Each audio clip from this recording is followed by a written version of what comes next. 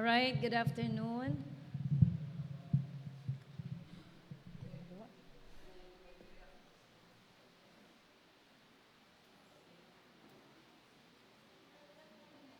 Ha?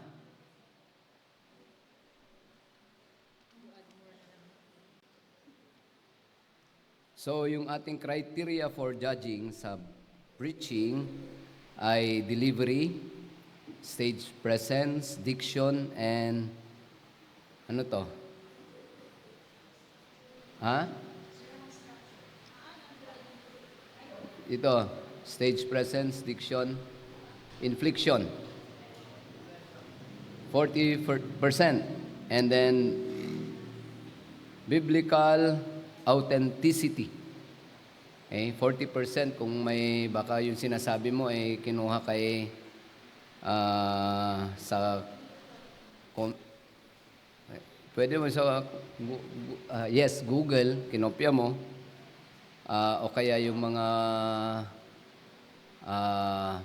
verses mo ay hindi naman siya tumutugma. Ibig sabihin, wala sa Bible. Okay? And then, sermon structure. Yan, 20%. Yan po, a total of 100%. So, pwede bang pabunutin natin? Hindi na po sila pupunta dito sa harap, di ba? Pagka tinawag na lamang po yung pangalan or yung number, ay siya na lamang po ang pagpunta dito. Okay?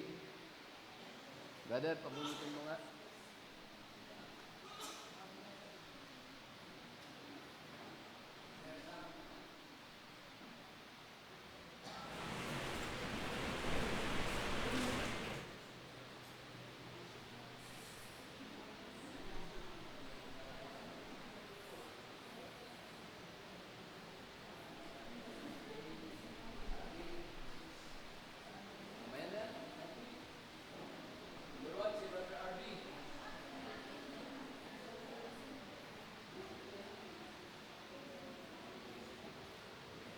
So, ang number 1 is Brother RV. Sa kanya to. Sino ang sunod? Si Sam and si Brother Ivan. Ay.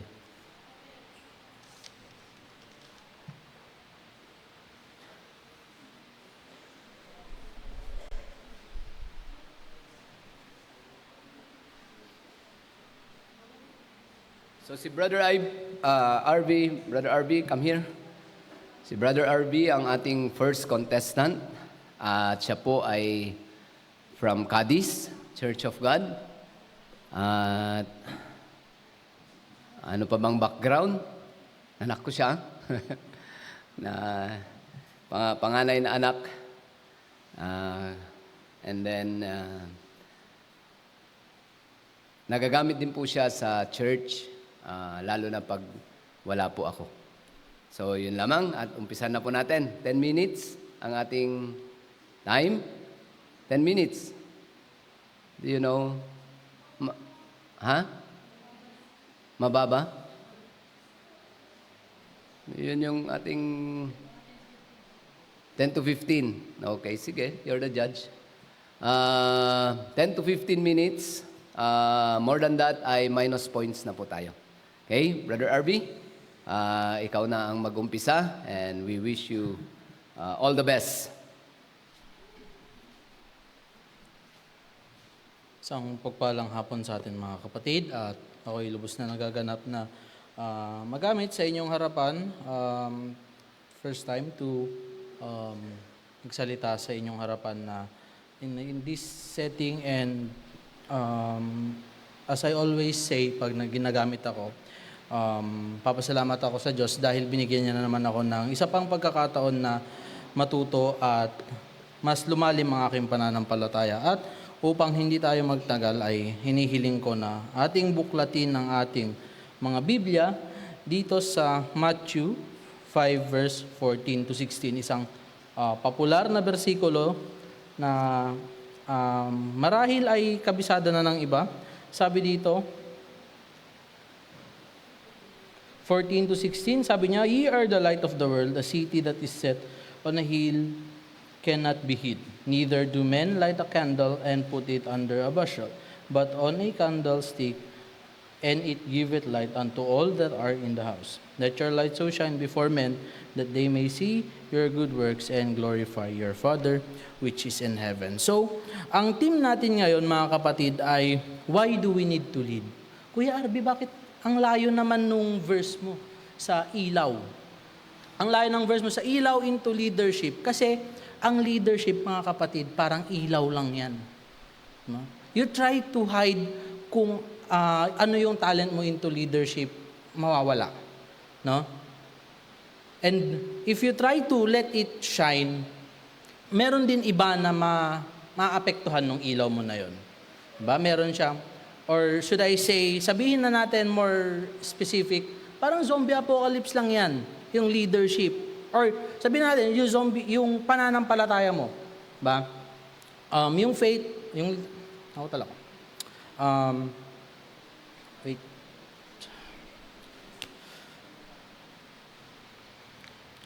So yan, yung leadership natin is influence. Na? Why does it mean influence? Kasi nga, kagaya na sinabi ko kanina, parang zombie apocalypse lang yan. May iba sadyang nagpapakagat. Diba? Kasi yun yung gusto nila sa buhay nila eh. Ganon din sa pananampalataya. Mga kapatid, merong iba tumatanggap ng pananampalataya in a way na kusa silang tumatanggap. Yung iba unknowingly. Diba? Meron pang isa, tumatakbo dyan sa talahiban para lang, anong tawag doon? Para lang iwasan yung church. Pero ngayon, pastor na siya. Diba? Yung iba naman, ayaw niya kasi naipanganak sa isang household ng church. Gusto niya ba may panganak? Hindi. Pero yun yung naging blessing niya. Di ba? Kaya sinabi ko na parang zombie apocalypse, merong different ways na nai-infect ka. Ganon din, sa isang Kristyano, there are different ways na nai-infect tayo, but do not look at it as nai-infect tayo. But we look at it as a blessing. Di ba? Na-infect tayo ng blessing, mga kapatid. And how does it goes to, ganun din yung nangyayari pag yung leadership. Di ba? Ganun yung epidemic of leadership. If one can lead yung many, meron ding isa na, kumbaga sabihin na, may infect na gugustuhin niya rin na mag-lead in a different perspective. Bakit? Kasi merong leader ng isang music, merong leader sa pagsisermon, merong leader sa paghihikayat, arts, anything. Napakadaming perspective na makukuha natin into leadership. Diba? Kaya akala natin yung mga pastor lang ang leader ng church. No! Napakalaking difference. Diba? Kaya akala natin pag nagiging leader ka, magiging pastor ka, automatic. Hindi po. Diba? Dahil madaming hindi kayang gawin ang isang pastor. Kasi, to be honest, tao lang sila.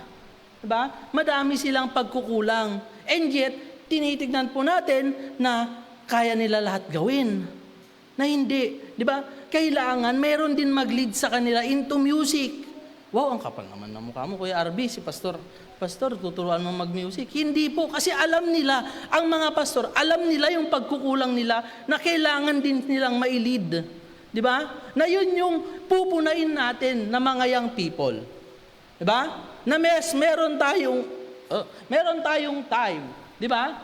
Mas meron tayong time into discovering who we are, diba? Parang LGBT lang yan, but discovering kung anong talento meron tayo.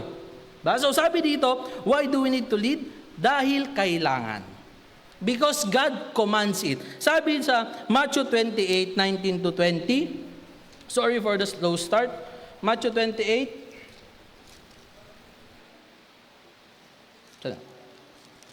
Matthew 28:19 to 20, Go ye therefore and teach all nations, baptizing them in the name of the Father, and of the Son, and of the Holy Spirit, teaching them to observe all things whatsoever I have commanded you, and lo, I am with you always, even unto the end of the world. So, God commands it. Ba? Parang sa isang anak lang yan, di ba? Uutusan mo, bili ka nga ng asukal doon. Kailangan ba may rason? Hindi naman natatanungin, bakit? Mama, bakit? Kasi nasa isip niya, pag inutusan mo yan, yun yung tama. Diba kahit wala namang rason. Iisipin yan, pag pinaghugas mo yan ng pinggan, yun yung tama. Ganon din sa atin. Diba? Pero dahil nga tayo, meron tayong mas matalino tayo, sabihin na natin, mas madami tayong alam, alam natin na every God's commandments is backed up with good intentions, hindi lang para sa sarili natin, but para din sa church. Di ba? Hindi siya backed up ng personal gain. It is not backed up by kailangan namin ng pera. Tingnan nyo ako. Mukha ba ang mayaman? Anak ako ng pastor? Ang itim-itim ko nga eh. But anyways, it just proved na hindi siya for financial gain ang pagpapastor. Diba? Or leading is not financial gain. Because based on my experience, ako leader ako, kuya-kuya ako ng church. Minsan nililibre ko pa sila. Diba? Wala na nga akong pera pa. Allowance ko na nga lang ng for the week. Diba? Ipanlilibre mo pa sa mga young people na niyaya mong makipractice sa choir. Di ba? O kaya, pag kailangan nila ng pera, ibibigay mo. Kaya kailangan nila ng, tutulungan mo sila sa pag-aaral nila. But that's because God commanded us. Di ba? Para tayong isang bata na at some point, kung ano yung iutos sa atin ng Diyos, sinusunod natin kasi alam natin yun yung tama. Di ba? But I think that hindi siya maganda na tinitignan natin na para tayong bata na we follow blindly. Kasi alam natin we are backed up. Ulitin ko, we are backed up by good intentions sa Diyos, sa mga utos na yon. Diba? So pangalawa dito, para hindi pa tayo magtagal, because God joke lang. The people needs directions. Bakit kailangan daw mag-lead? Bakit kailangan ng ilaw? Kasi tayo kailangan natin ng isang direction. Ba? Historically speaking, ang mga empires na namamatay kaagad yung leader nila, kumbaga mamamatay kaagad yung leader nila sa gera, it crumbles. Nawawalan ng command. Diba? And what does happen? Nagka-crumble, nagpapanik lahat ng nasasakupan niya. So, basahin natin yung Proverbs 11:4. Sabi dito, Proverbs 11:14, I mean to say, where no counsel is, the people fall, but in the multitude of counselor, there is safety. So, napakaklaro ang sinabi na where no counsel, diba? We can say that it is leader. Pag walang leader, the people will fall. Bakit? Diba? Ang nangyari kay Sister Noemi, diba? I'm not saying na Pastor Wesley ay incapable, but alam ko naramdaman ng isa, sinong papalit kay Sister Noemi? Ba? Who will fill the gap na naiwan ni Sister Noemi? Ba? That's where you will na kayo papasok. 'Di ba? Tayo na mga young people, sabi ko nga kanina, may hindi kayang gawin si Pastor Wesley na kaya nating gawin. 'Di ba? That's where we will lead in, no? Mga kapatid, na akala natin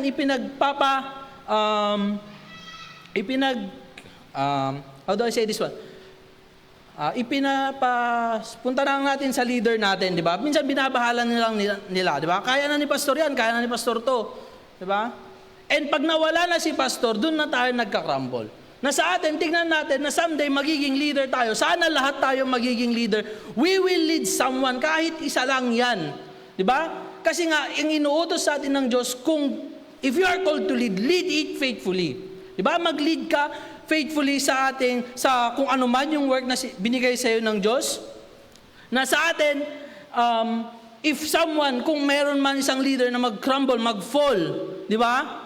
In any different, kung ano mang rason kung bakit siya ma-fall, di ba? Di natin maiiwasan yon. Merong mag-i-stand up. Di ba?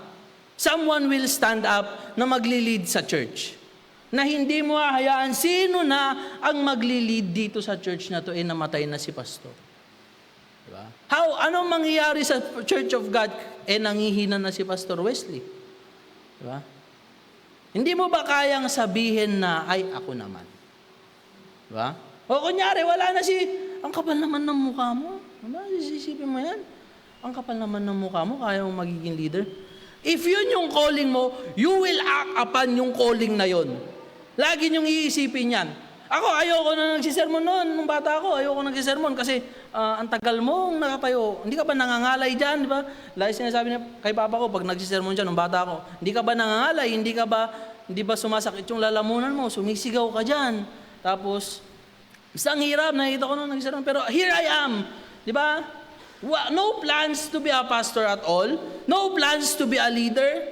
Pero andito ako, nagsasalita sa harapan nyo, kahit hindi man, alam nyo, hindi dire-diretso yung mga pinagsasabi ko. But the thing is, mga kapatid, you can do it too. And if God calls you to be that leader, kung kunyari, papalitan nyo si Pastor Kuya Jerwin sa music ministry, God will help you and you need to act upon it also, di ba? Kailangan nyo na umaksyon towards yung leadership na yun kasi mawawala yung talent nyo na yun. Di ba? Mga kapatid, for example ako, lagi ko na lang ginagamit sarili ko. Kasi wala namang may istorya iba, sarili ko lang.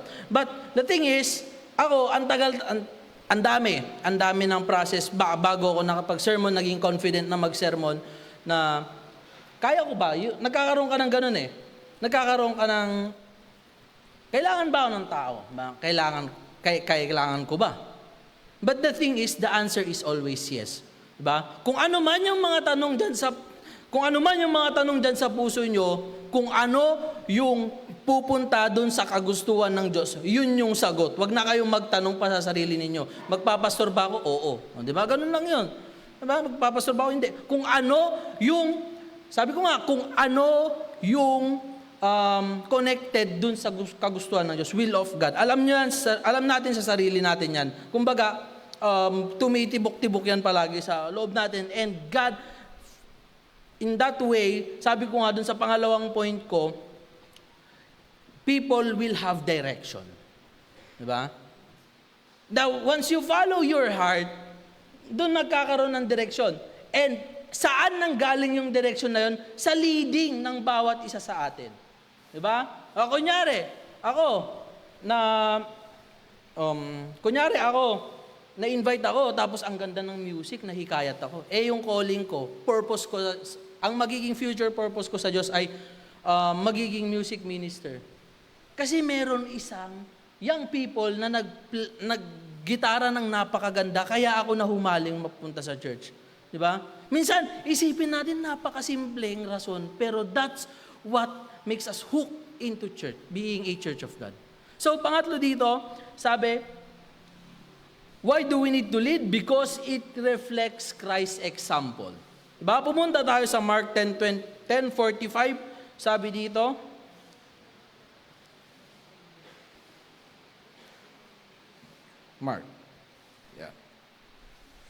Mark 10:45, for even the Son of Man came not to be ministered, but to minister and give His life a ransom for men.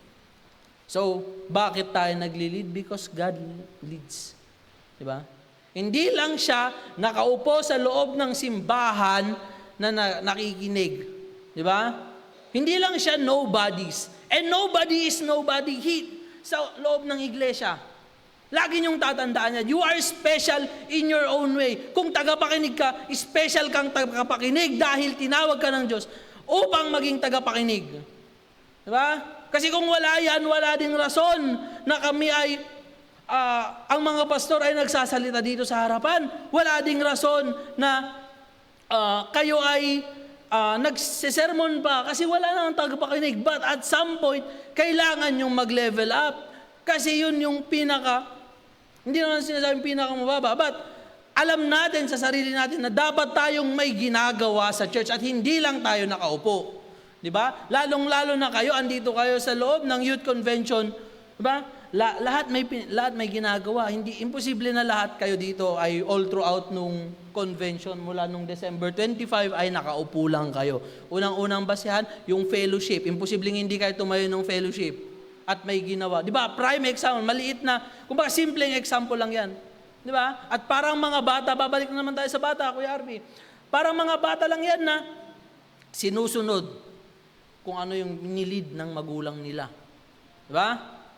Kaya statistically, kung ang isang magulang ay nagyoyosi, umiinom ng alak, anong mangyayari sa anak? Same din ang mangyayari. Statistically, kung ang pastor ay may anak, ang mangyayari, so, hindi natin sure, di ba? But, malay natin. So, the thing is, God called pumunta dito si Jesus Christ para maglingkod, hindi para paglingkuran. Di ba? Na yun sana yung una nating mina-mindset na pag pupunta tayo dito para, sa loob ng church hindi sayang people, youth convention. Pag pumunta tayo sa loob ng church, ang una nating iisipin para maglingkod sa Diyos, para paglingkuran yung mga dapat kong ililid, yung mga young people, yung mga bata, di ba? Hindi ba kayo natutuwa, merong mga bata sa inyo na, kumbaga, nai-inspire sa mga gawain nyo and at some point, ginagaya yung mga actions ninyo? Di ba? Hindi nyo ba na-experience yun? But the thing is, it happens, di ba? Pag ang bata, it look up unto you, he or she looks up to you, di ba? Gagayahin at gagayahin niya. So, for the conclusion, sabi dito,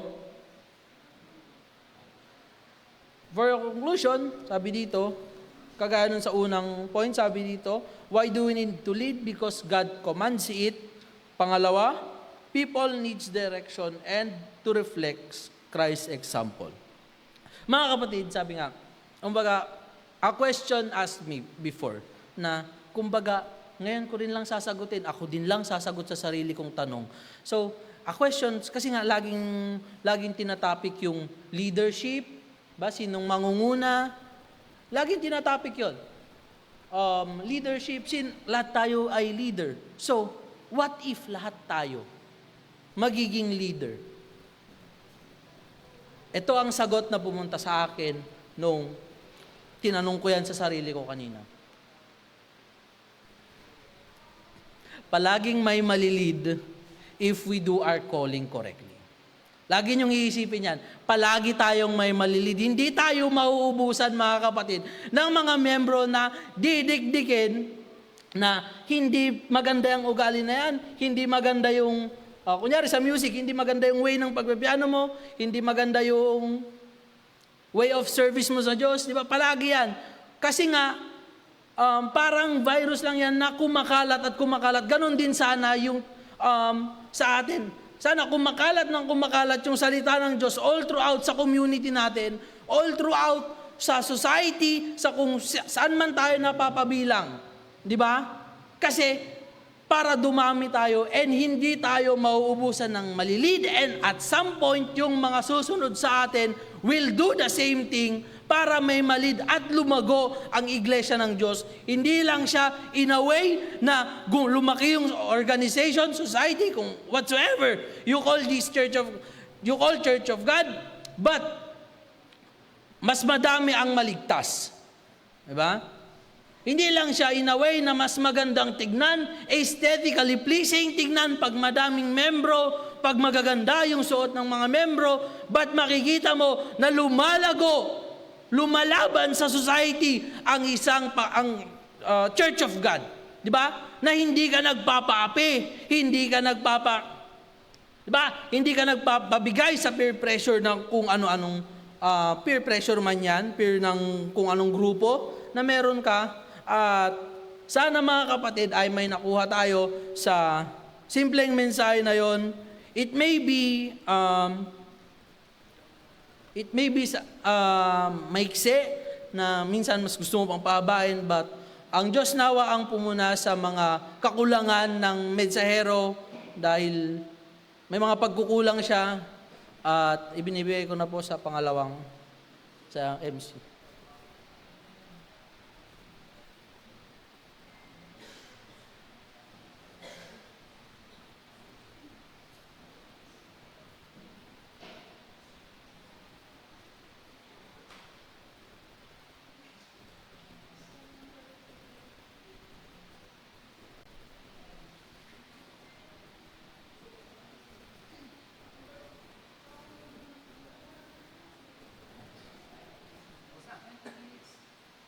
Ilan?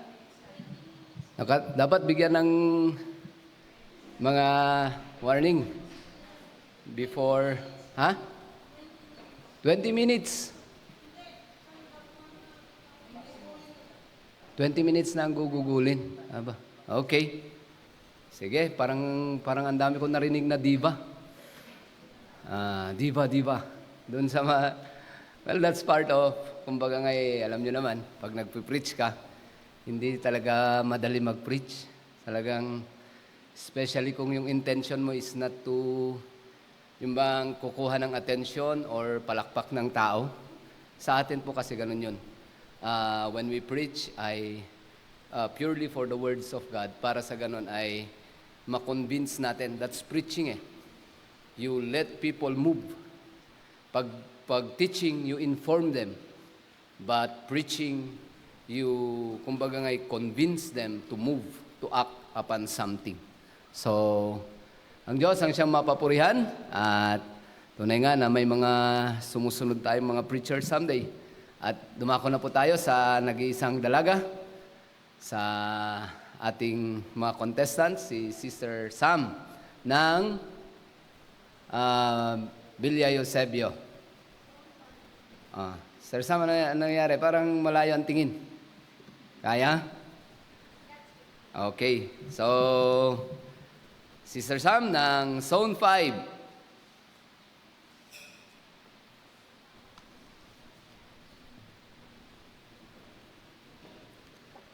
Magandang tanghali po sa ating lahat. Manalangin po muna tayo ng saglit. Dakilang Diyos at makapangyarihan sa lahat, maraming salamat po sa lahat ng inyong pagpapala sa amin. Panginoon, kayo na po ang pumagitna sa aming gagawin sa oras na ito. Kayo na po ang magbigay sa amin ng makalat na karunungan na nanggagaling sa inyo, Panginoon. Bigyan niyo po kami ng kababang loob at kayo na po ang pumagitna sa amin. Lahat ng ito ay aming hinihiling sa pangalan ni Jesus. Amen. Buksan po natin sa Deuteronomy chapter 5, verse 33.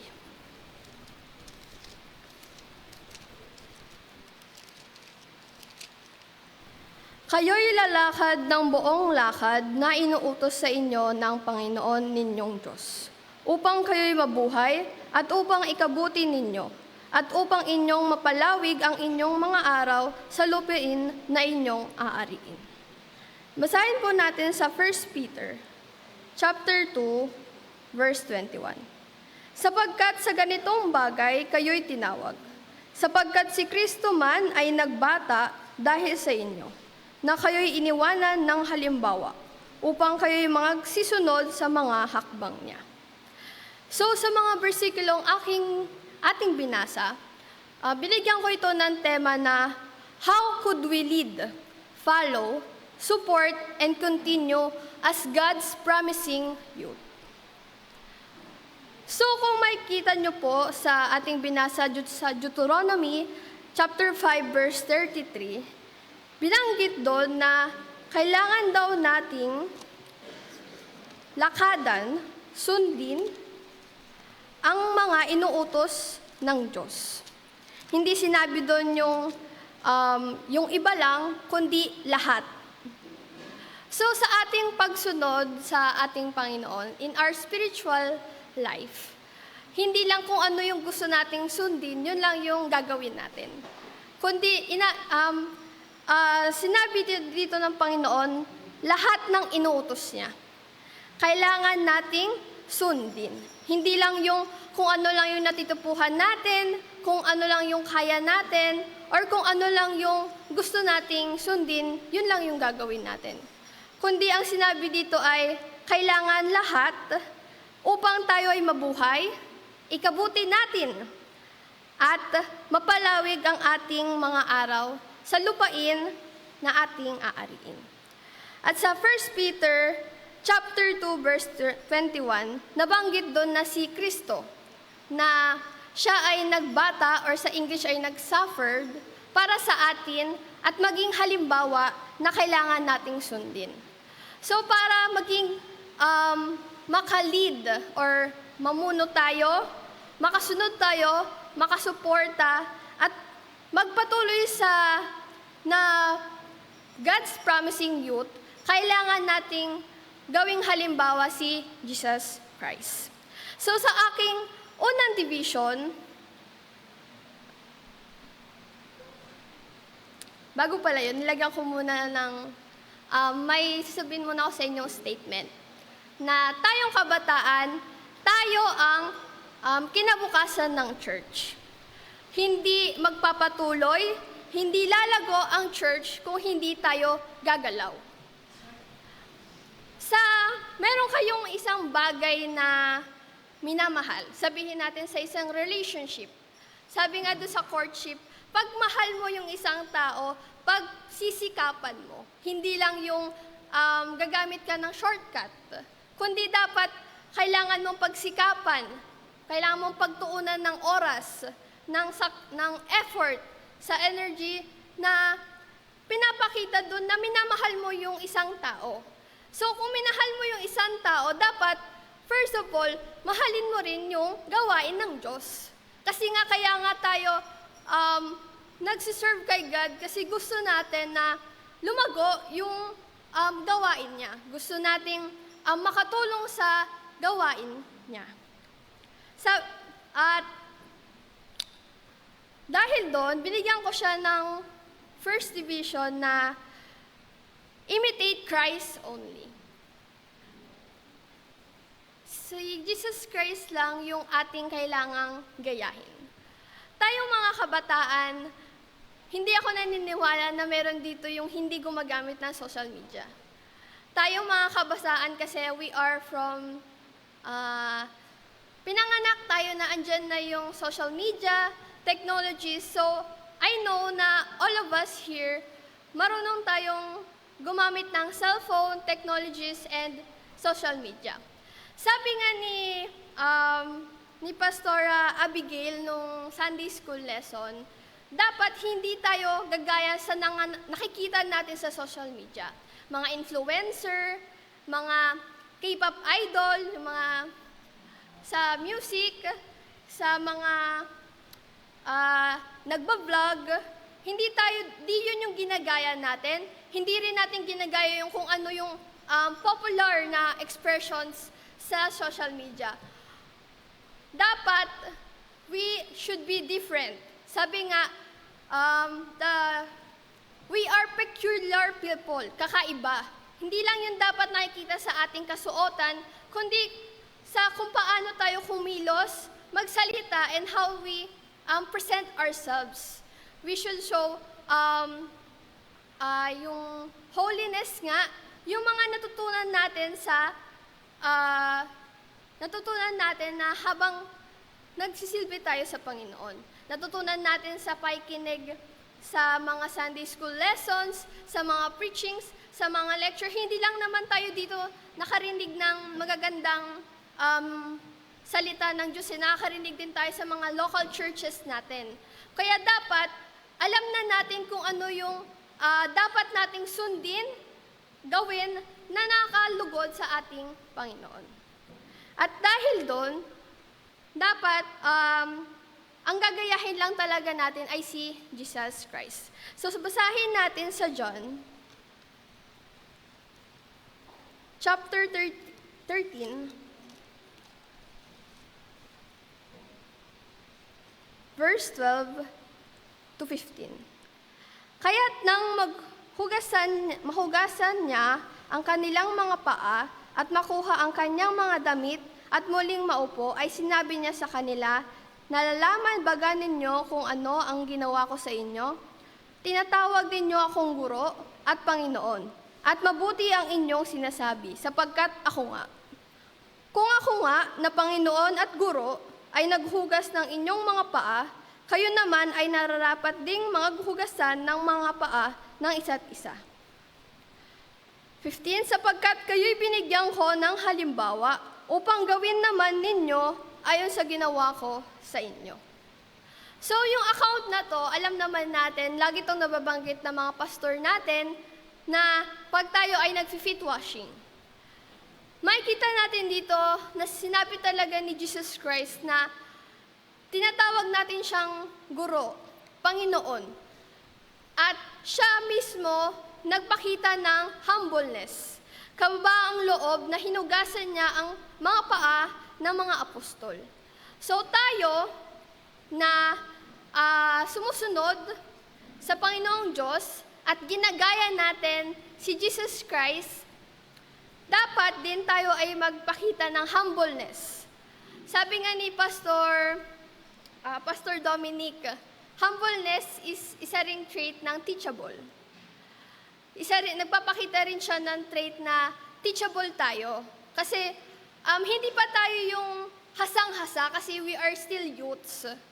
Kaya dapat teachable tayo kasi marami pa tayong pagtataanan in the near future.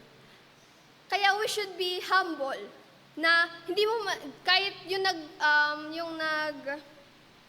yung nag-a-advise sa'yo ay sabihin natin na walang pinag-aralan, farmer lang dyan, janitor lang dyan, tagawalis lang dyan. Pero dahil mahal niya tayo, binibigyan niya tayo ng advice. So we, as God's promising youth, we should be humble in all times. And sunod po natin sa Ephesians,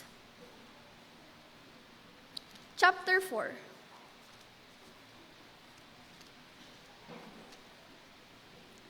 Verse 22 to 24. At inyong iwan tungkol sa paraan ng inyong pamumuhay na nakaraan.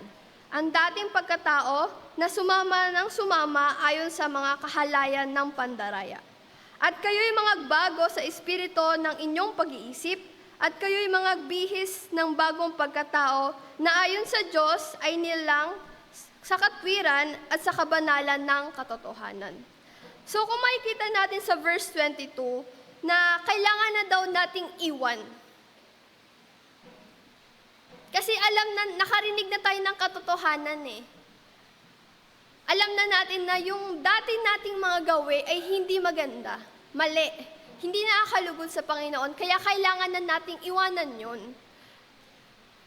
Meron ba kayong mga friends, sabi nating friends, na alam mong yung mga friends mo ay bad influence? Makikita mo naman eh, na hindi siya rumerespeto sa magulang, sagot ng sagot, kung saan-saan naggagala dyan, hindi natulong sa bahay. Makikita mo yun dahil friends mo siya. Makikita mo rin sa the way your friends talk, nagmumura, mayabang. So, dapat tayo na mga kabataan, hindi dapat tayo sumasama sa mga bad influence. Sabi nga sa Biblia, ay sabi rin ni Pastor Abigail, na show me your friends and I will tell you what kind of person you are. Meron pa yung birds of the same feather flock together. So, sabihin mo na yung mga kaibigan mo, ganito yung ginagawa, mga masasama. Tapos ikaw, na Kristiyano, na Church of God, sasabihin mo, hindi ko ginagawa yon. Sa tingin mo, meron bang maniniwala sa'yo? Kung ganitong tao yung mga sinasamahan mo. Kaya dapat, we as God's children, God's promising youth, we should show discernment. Sabi nga doon sa Discovering Gifts, we should have discernment na kung sino yung dapat yung tama nating samahan. Hindi naman lahat ng nasa labas ay puro masasamang tao. Meron ding mga tao na mahinhin, hindi nagmumura. Meron akong friend na kahit hindi siya Church of God, hindi siya Christian, Katoliko siya, natutuwa ko dahil never ko pa siya narinig na nagmura. Hindi rin siya nainom, and nagpapakita siya ng humbleness kasi siya yung pinakamagaling sa batch namin. So, natutuwa ako na friend ko siya, na dinala ko ng Diyos sa tamang kaibigan. So, dapat, dahil nalaman na natin na mali yung mga pamamaraan natin dati, kailangan na nating baguhin ang ating pag-iisip. Dahil simula nung nakarinig tayo sa tamang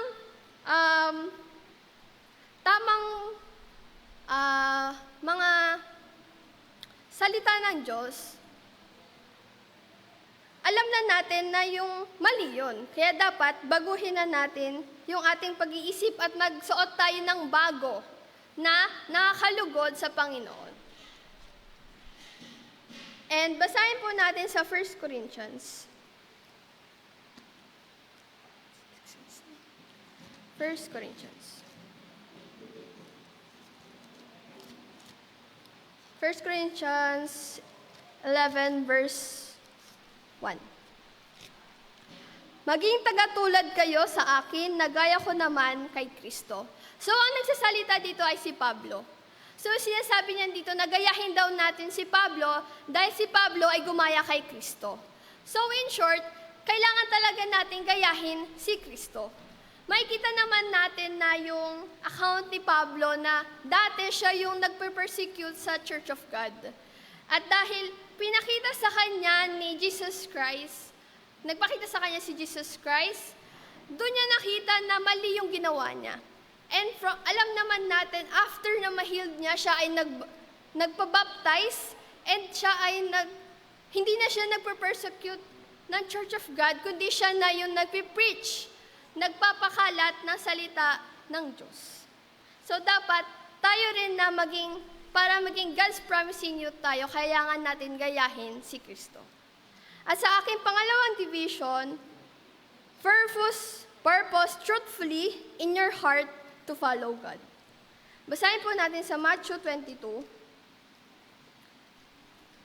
verse 37.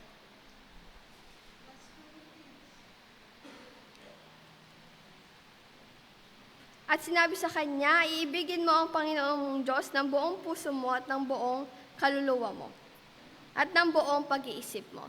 So dito makikita mo na to follow God, you should be truthfully from the heart na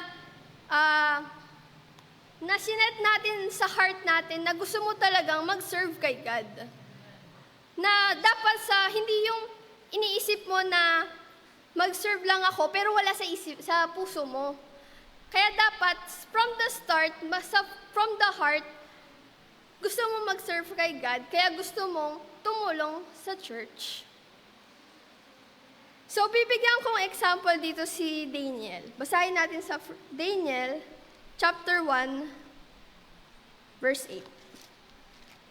So, itong account na to, yung papakainin sila Daniel ng pagkain na nanggaling sa hari. Ngunit pinasyan ni Daniel sa kanyang puso na siya'y hindi magpapakahamak sa pagkain ng hari o sa alak man na kanyang iniinom, kaya't kanyang hiniling sa pangulo ng mga bating na siya'y huwag mapahamak.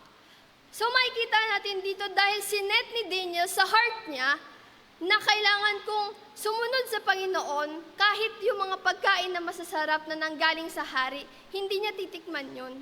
Kasi from the start, sinet niya sa heart niya na ayaw niyang ma-defile siya sa harapan ng Diyos. So dapat tayo na promising God's youth, dapat from the heart, mag-set na tayo, mag-decide na tayo na gusto natin mag-serve kay God.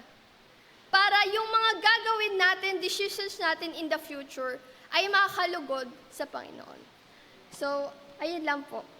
At nawa ang Diyos po ang magpuno ng aking mga pagkukulang. Binabalik ko na po kay Pastor Alex.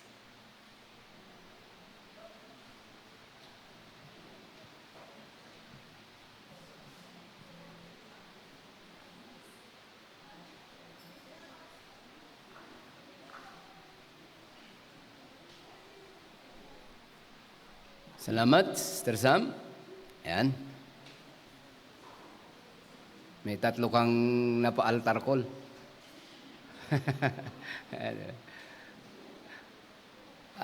Dumako tayo sa panghuli.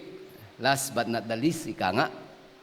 Hindi natin alam ang tinatago ni Brother Ivan. Sa balibalita, nagagamit din po yan sa Lupigi Church of God. So, Brother Ivan, nasa sayo na po ang pulpito.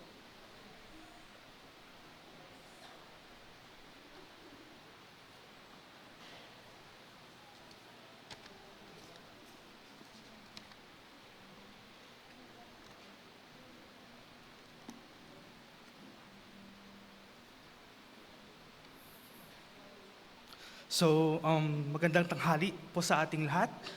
Unang-una po sa lahat, ako po ay nagpapasalamat sa Panginoong Diyos sa pagkakataon po na binigay niya po sa akin na upang maipadala ang nais niyang maipahayag, maituro sa bawat isa sa atin po sa araw na ito. No? So, ang tema po natin, or ang tema po ng aking preach, ng mensahe ng Panginoong Diyos ay hindi po lalayo sa tema po ng ating convention. Sapagkat ang tema po ay God's Promising Youth, Sustained by the Spirit. Akin pong babasahin ang teksto, Zechariah chapter 4 verse 6, Not by might, nor by power, but by my Spirit, says the Lord Almighty. Tayo po ay manalangin, ang manaming makapangyarihan sa lahat. Ako po ay nagpapasalamat sa pagkakataon po na ibinigay niyo po sa bawat isa sa amin upang sa ganoon pag-aralan muli, mapakinggan muli ang inyong mga mensahe, mga banal na salita. Mga salitang magsisilbing aming armas sa aming pang-araw-araw na buhay. Lord, gabayan niyo po ang iyong tagapagsalita. Until now, Lord, he's still confused why you chose him to stand behind the pulpit. But Lord, alas, here he is, standing behind your pulpit with nothing but his faith na hindi ka nagkamali, napiliin siya. With his faith that you have a reason for choosing him. Reason, and as long as that reason, Lord, includes a soul being touched, a soul being encouraged to step forward, to step and come to you, Lord, then Lord, gladly he will serve as your mouthpiece. In Jesus' name we pray, amen. Throughout this convention po, brothers and sisters in Christ, we have heard, marami na po tayong napakinggan na mensahe galing sa ating mga pastors about God's promising youth. Nabanggit po ni Pastora Marlene, I think yesterday, that God's promising youth are youth that show signs of success, future success. Nabanggit naman po ng mga pastors, I think it was Pastora Dolor, Pastor Lakbaw, and even Pastor Dominic, na God's promising youth has potential. Success and potential. Yun po ang ating tatalakayin dito. And to do so, hayaan niyo po nawa akong idala kayo sa isang kwento. Isang kwento po na alam niyo na, no? Kwento po ni Samson. Samson, sa mga hindi po nakakaalam, si Samson po kasi, even sa mga hindi naman po Kristiyano, is kilala siya. Kilala po siya as a picture of strength. Yes? Samson was the strongest man the world has ever seen. Wala sa Biblia, in all of scriptures, kang makikita na mas malakas, pinakamalakas, physically, aside from Samson. Hindi po ba? Si Samson ay binigyan, pinakalooban ng Panginoong Diyos ng impressive and unprecedented strength. An unprecedented strength. Kung kaya, to the point, na kapag nakakakita tayo ng mga malalaking mga tao, mga muscular na mga tao, naiisip natin agad si Samson. Kapag nakakarinig tayo ng mga words na, kunyari, gym, mga words na related to strength, na-imagine natin agad si Samson. Hindi po ba? Samson, sabi ko nga kanina, he was blessed. He was gifted with unprecedented strength. In fact, sa life, kung babasahin po natin ang storya ni Samson, if interested po kayo, it's in Judges chapter 13 to 16. Kung babasahin po natin ang kanyang storya, there was an instance in his life na sinugod siya ng isang leon. Leon na po yun, ha? The king of the jungle, they say. Sinugod si Samson. Alam niyo po ang ginawa ni Samson? Using his bare hands, hinawakan niya ang panga ng leon na yun at hinapit ito sa isa pa, using the jawbone of a donkey, yung panga, yung bone po sa panga ng isang isa, he slew 1,000 Philistine men. Mag-isa niya lang. 1 versus 1,000. And he won. He killed all of those 1,000 men. And kung babasahin po natin ang kanyang buong storya at the last chapters of his life, binulag po siya. Pinagtatatawanan siya ng kanyang mga kalaban. Dinala siya sa isang templo. Alam niyo pong ginawa ni Samson? Hinawakan niya, tinulak niya ang 2 poste ng templong yon at ginuho ito. And by doing that, he killed 3,000 Philistine men. In fact, before that, naging sakit ng ulo ng mga Philistines si Samson kung kaya tinatry nila lahat ng kanilang kayang gawin para matalo si Samson. They would send men, their warriors, para lang matalo si Samson. Pero wala po ni isa ang nanalo. Kung kaya naging creative po ang mga Philistines. Sabi nila, kung hindi natin matalo si Samson using a man, why not subukan natin siyang talunin using a woman? Samson, in spite of his great strength, was limited by a great weakness. And you know who I'm talking about po. Alam ko pong alam ninyo kung sino ang aking pinupunto. Sapagkat every time na binabanggit ang pangalan ni Samson, laging may kaakibat na isa pang pangalan. Samson and Delilah. Hindi po ba? They hired Delilah po. So hindi po talaga si Delilah, hindi po talaga partner ni Samson si Delilah. Hindi po yun ang rason kung bakit lagi siyang naipapartner sa pangalan ni Samson. Si Delilah po ay isang espiya. Espiya sa buhay ni Samson. She was hired and was given 5,000 pieces of silver at ang kanyang misyon is to hanapin ang sikreto sa lakas ni Samson. At ang nakakalungkot po mga kapatid, if we ask, kung tatanungin natin yung mga average, hindi ko nasasabing average, mga Christian, kadalasan mga Christian, kapag tinatanong natin, saan nanggagaling ang lakas ni Samson? Kadalasan po ang sagot, sa buhok. At tanong ko po sa inyo, mga minamahal kong kapatid, mga brothers and sisters in Christ ko, saan nga ba talaga, sa buhok nga ba talaga, nanggagaling ang lakas ni Samson? So isa-isahin po natin, let's delve deeper into his story po. Let's start po in Judges chapter 13 verses Judges chapter 14 verses 5 to 6. Yes. Babasahin ko po, pero I hope na lahat tayo magbasa. Basahin po ninyo together with me. Samson went down to Timnah together with his father and mother. As they approached the vineyards of Timnah, suddenly a young lion came roaring towards him. Verse 6, the Spirit of the Lord came powerfully upon him, so that he tore the lion apart with his bare hands, as he might have torn a young goat. Nakas po ba natin? Narinig po ba natin? Sabi dito sa verse 6, the Spirit of the Lord came powerfully upon him, so that he may tear the lion apart with his bare hands. Sa buhok ba siya? No! It's not about the hair, it's about the Spirit of God. And alam po natin kung ano po yung nagiging issue po with Christians nowadays. Is an issue that I like to call the Samson syndrome. Yung akala natin malakas tayo dahil sa ating buhok.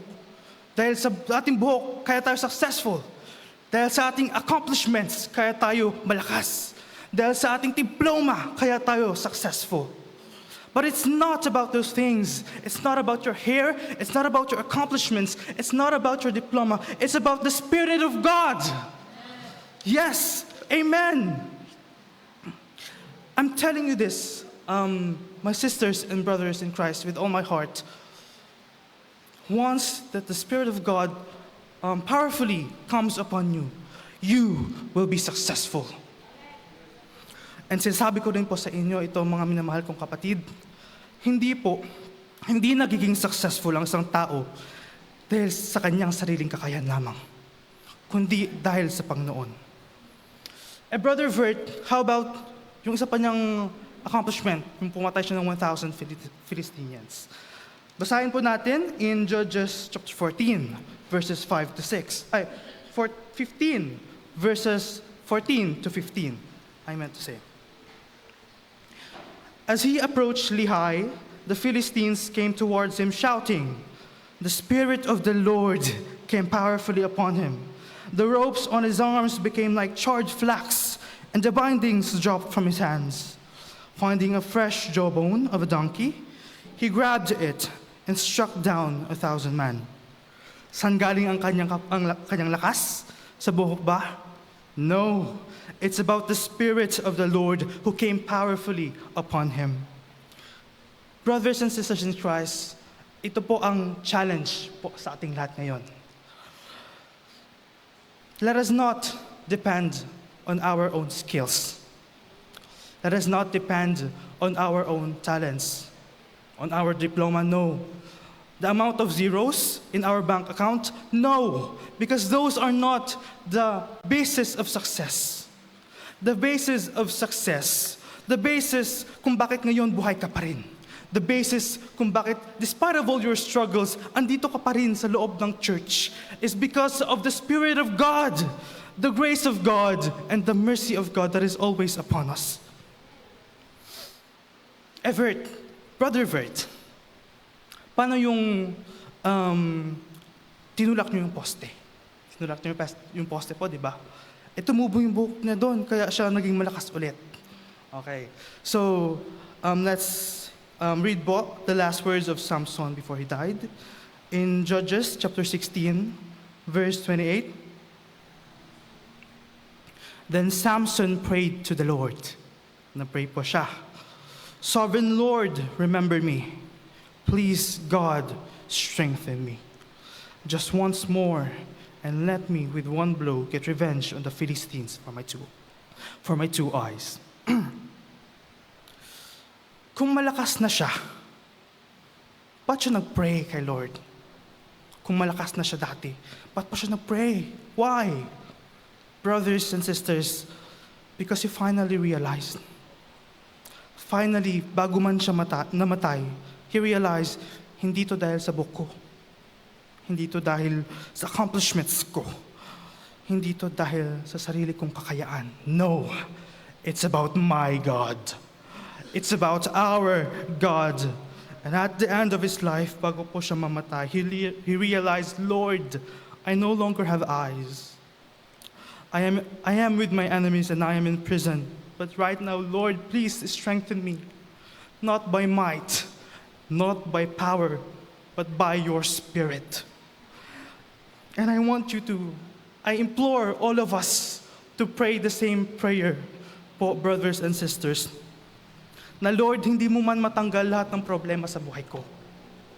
Hindi mo man po matanggal lahat po ng mga struggles sa buhay ko. But Lord, strengthen me so that I may endure, so that I may push through, so that when I walk through the water, I would not drown.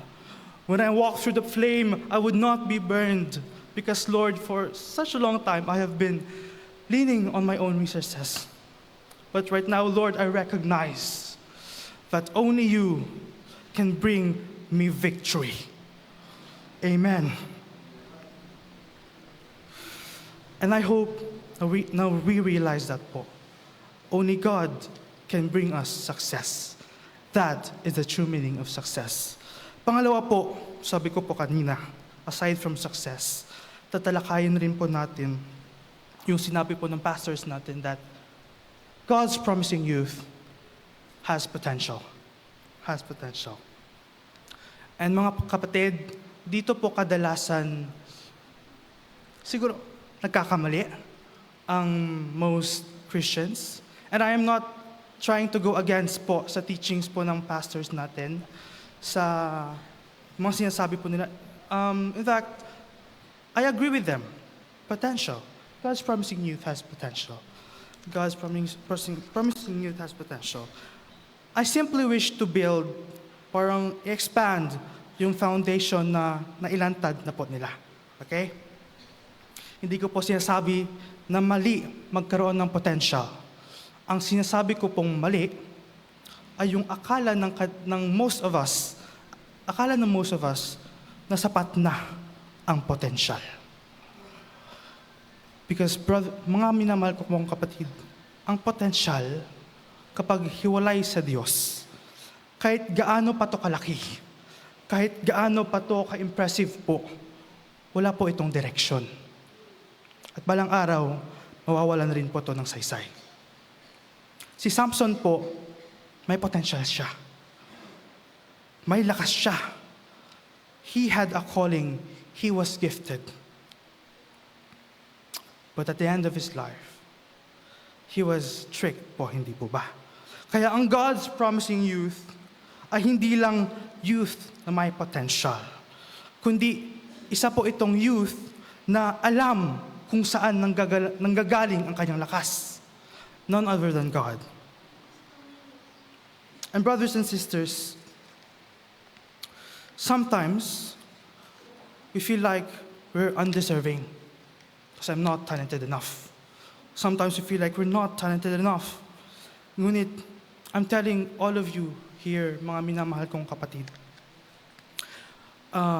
no matter how many flaws we have, no matter how many failures we might have, once na i-commit po natin ang ating sarili sa Espiritu ng Panginoong Diyos, sa Panginoong Diyos, siya po mismo ang pupuno sa lahat ng ating pagkukulang. Amen. Kaya natouch po ako ng sobra sa sinabi po ni Brother Rolexon po kaninang umaga lang. Sabi niya po, na-mention niya po, do not be afraid. Huwag kang matakot. Huwag kang matakot na magpakamit sa Panginoong Diyos sapagkat siya ang tutulong sa iyo. Kaya brothers and sisters, before I end this sermon, I want all of us to tell ourselves, sabihin niyo po sa ating sarili, hindi ko kailangang maging talentado upang tumayo sa likod ng pulpito. Dahil meron akong Panginoon. Yun lang po.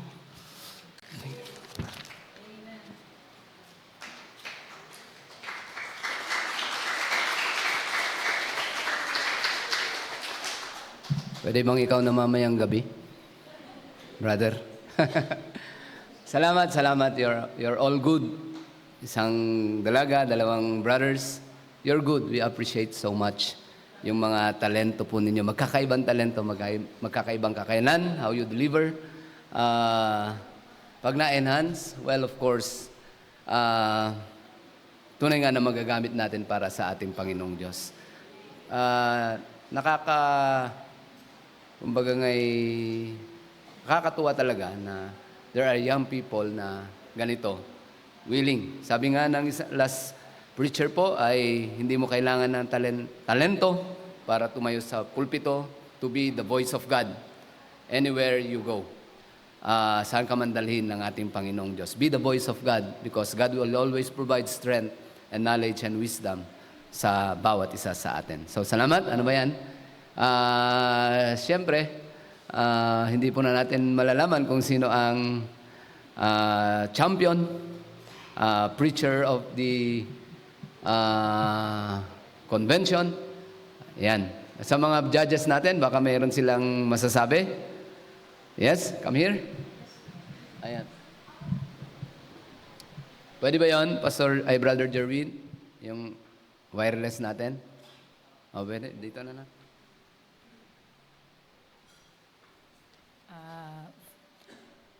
First of all, I would like to appreciate those preachers today. You have done your part, very good. Nakita namin yung talagang puso ninyo. Ginamit kayo ng Panginoon. Sana patuloy lang. And we are hoping magpagamit talaga kayo sa Panginoon. Be a seminarian. Be a seminarian. Appeal nyo sa Panginoon. We are appealing you also na ibigay nyo rin sa Panginoon ang talagang buhay nyo. Ang ganda.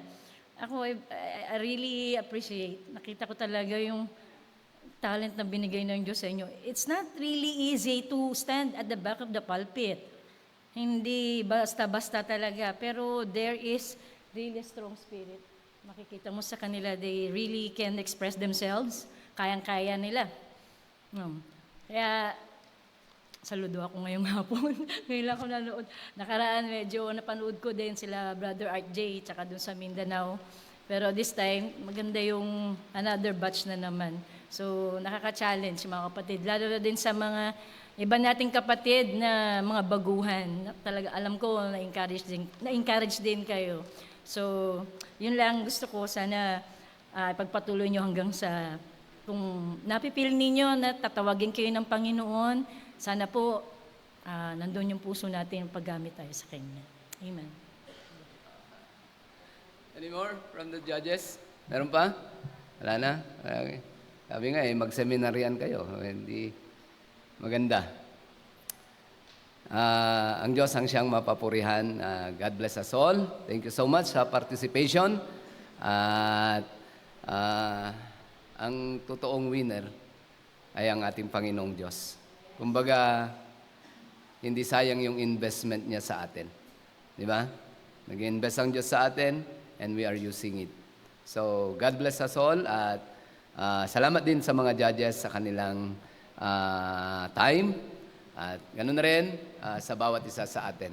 So, hindi pa po muna tayo makakapag-relax dahil meron pa po tayong reporting. Yung mga in charge ng reporting, binibigay po namin sa inyo ang lahat ng pagkakataon. Kasi ang reporting po natin from financial reporting from